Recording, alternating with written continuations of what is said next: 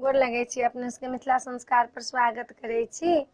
समदान एकटा दै छी, जहन बेटी सासुर जाइ छथिन तऽ माय के की हालत होइ छनि, की कहै छथिन से सुनू। आरे काना ई त काना ई त नैना व्याकुल भेला नैना व्याकुल भेला हमर धिया सासुर जाय। आरे ही धिया लाए नाटुआ नचाएलहुँ नाटुआ नचाएलहुँ बेटा जका कएलहुँ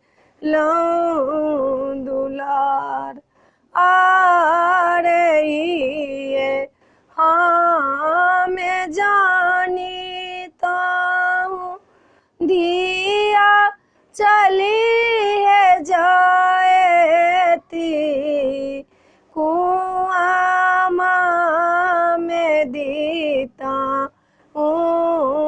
धकेल। आरे धिया मोरा काना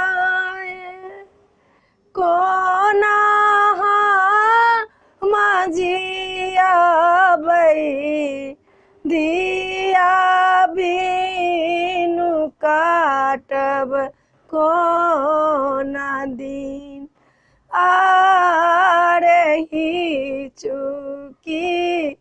हिचुकी रोबे सीता मोरा धिया नयना सजराए नोर। आरे आगू ताकू पाछू ताकू डोलिया में पैसब के ओने कहब रही जाओ। आरे महापा के खूटी धने भाई हमर खाना थीन हमर बहिन सासुर जाय।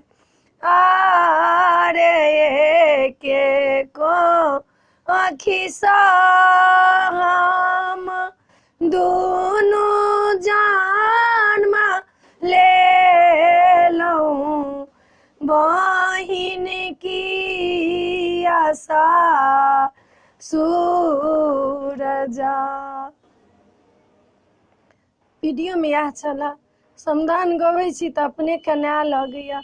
अपने सबके ई समदान नीक लागत तऽ चैनल के सब्सक्राइब करऽ नहीं बिसरबै। जरूर सब्सक्राइब करबै, जरूर लाइक करबै, कहबै जरूर। जय मिथिला, जय माता जी।